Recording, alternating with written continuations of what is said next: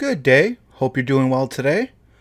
Today's article is from cineworld.cu.uk, and the article is Star Wars 7 Awe Inspiring Moments That Define the Franchise as a Cultural Phenomenon.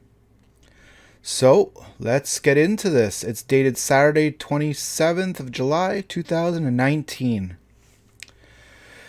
Star Wars The Rise of Skywalker arrives in Cineworld on the 19th of December, set to be the closing chapter in the Skywalker saga.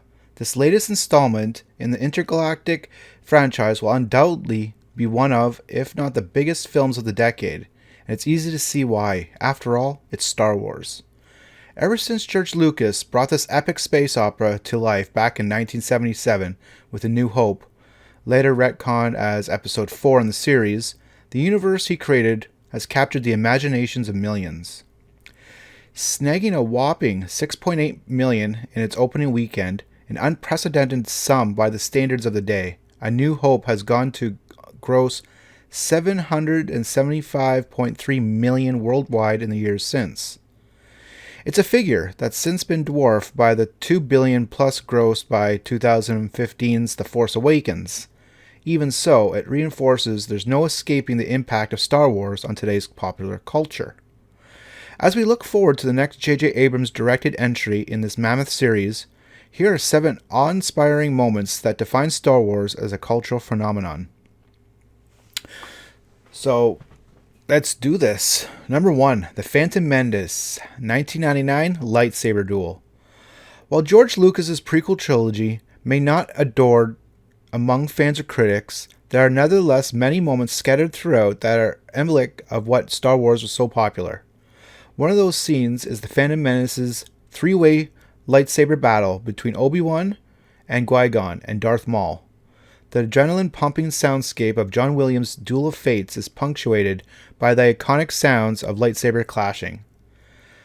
All this is combined with the sheer scale of the set design, the frantic choreography, and the gut-punch death of Qui-Gon, resulting in a sequence that will forever make us pine for our own lightsabers. I mean, face it. That was just an amazing lightsaber duel between Darth Maul, Qui-Gon, and Obi-Wan. That's what really got me wanting to... I've grew up with the originals, but just the way the choreography went and all that in the lightsaber duel in the Phantom Menace made me want my own lightsaber at that time, and to actually duel, not just to, pretend or whatever, but an actual one. Number 2, A New Hope, 1977, The Death Star Assault. The film that started it all. We could have picked any scene from A New Hope for this list, but I'd be full of pop cultural significance. The opening chase sequence, Obi-Wan's death, the katana scene, and so much more. But since we can only choose one, it has to be an exhilarating Death Star assault sequence, showcasing groundbreaking special effects that still look great today. This climatic space battle stands as arguably one of the best action set pieces in cinematic history. The tension is palpable as we follow Luke Skywalker on his mission to blow up the Death Star. It's gripping and suspenseful, and that critical hit will always be as satisfying to watch. So yeah, Death Star Assault. Excellent. That was always... It's always fun, and you always at the end of your seat when he's about... And you even hold your breath like he does when he goes for the shot. I always go... And then he blows it up. So, yeah, that's a good scene. Number 3, The Empire Strikes Back, 1980, I Am Your Father. Often praised as one of the greatest sequels of all times, The Empire Strikes Back showed audiences just how dramatic Star Wars could be. It gave us meaningful character moments, dove deeper into its world, and gave us bigger and grittier battles, including the confrontation viewers were waiting for, Luke versus Vader. Accompanying it was one of the biggest twists in movie history. Parodied and paid homage to countless times in the years since, the frequently misquoted line, "No, Luke, I am your father," is one of the quintessential examples of Star Wars as a pop culture phenomenon. Yeah, that's just classic. No, Luke, I am your father. Love it. Love it. Let's go on to the next one. Number 4, Return of the Jedi, 1983. Darth Vader's Redemption. Although Darth Vader often takes the spotlight as the main villain in Star Wars, let's not forget that he was the rank below the biggest of the bads, Emperor Palpatine. Palpatine had remained in the shadows until 1983's Return of the Jedi, and Luke's climatic confrontation with the evil Sith Lord was what fans had been waiting for. It didn't disappoint thanks to the twist that saw Vader betray his master in order to save his estranged son. Not only was this surprise moment indicative of the series' character-driven drama, but it also helped further paint Vader as a complex individual, giving him the fitting end he deserved. Of course, the big question we have now is, how on earth will Palpatine play a role in The Rise of Skywalker? Yeah, that was a pretty good scene, that's for sure. And that does pose the question, how is Palpatine in The Rise of Skywalker? What do you think? Think he's a clone? Think it's essence transfer? Think he still has his body and is chilling out at the bottom of the Death Star too? I guess we'll find out in a few months. What, 5 months? Yeah. Alright, on to number 5. The Force Awakens, 2015, Han's death. When it was announced that there would be a new Star Wars trilogy hitting our screens in 2015, there was some skepticism to whether it'd be hit the heights of the originals, and judging by the overwhelmingly positive critical reception and record-breaking box office, The Force Awakens, directed by J.J. Abrams, marked a strong return for the series.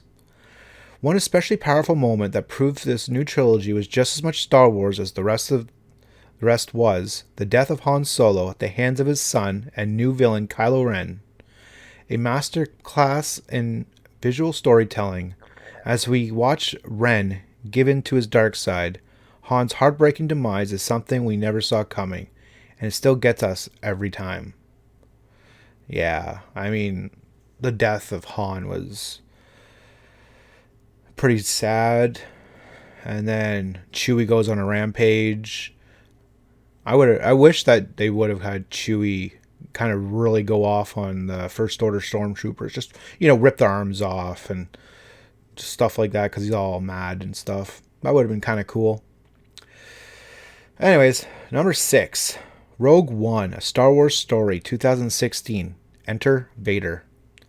The earth-shattering success of the Star Wars franchise doesn't just extend to the saga storyline. For proof, look no further than the spin-off film Rogue One, A Star Wars Story. Intended as a prequel to A New Hope, Rogue One follows the group of rebels confronted by Jyn Erso as they embark on a mission to steal the Death Star plans, kickstarting the events of A New Hope. Although the entirety of this film is a non-stop action thrill ride, it was the ending that blew moviegoers away when we saw Vader single-handedly storm the rebel ship, reminding us exactly why he's the number one villain. Now I liked Rogue One, fair enough, but that scene of Vader just going at all the rebels, that was just amazing. I mean, that was up there in awesome stuff, man, for Star Wars. And number 7, The Last Jedi, 2017, Death of Snoke. It may have been immensely divisive among fans, but The Last Jedi still made huge shockwaves across pop culture, with one of the biggest being the rug pull moment that was Snoke's death. Introduced as the possible heir to Palpatine's throne, Snoke was suddenly and ironically dispatched by Ren in order to save Rey. In the process, it adds further dimensions to the master-pupil relationship, allowing Ren to succeed Snoke as the new ruler of the First Order, paving the way for the rise of Skywalker. Even so, do we really believe the late Snoke's belief that Rey's parents were nobodies? Surely the 9th Star Wars movie will deliver the revelations we are all expecting the first time around? Either way, the fact that millions of fans got so worked up is a clear sign of how much Star Wars is embedded in this collective psyche. So, I guess this goes to, what are your favorite moments in the Star Wars saga? Let me know in the comments. Mine, I have a few. I really liked the Anakin Obi-Wan fight in Episode 3 at the ending. I also like the Vader and Luke fight in Return of the Jedi. That Vader scene with RogueOne, that was just awesome. Obviously, the Qui-Gon Obi-Wan versus Darth Maul. Um, let's see. Try and be nice to the sequel trilogy. Um, I guess the moment that stands out in The Force Awakens would be when the First Order is on Maz's planet, Tokadana, I believe. And, you know, it's almost like all hope is almost lost and stuff, blah, blah, blah. And then all of a sudden, you see all these X-Wings coming in with Poe at the front and center, and they're just skimming the water. That was pretty awesome. That I always get chills. I mean, there's not too many chills moments in The Force Awakens for me anyways, but that does. I like that part. Let's see. I guess those are the main ones, I guess, for me. And obviously the Death Star scene in A New Hope.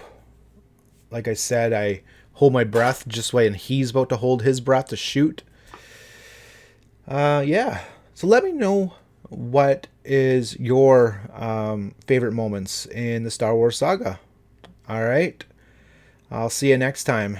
Take care and have a great day.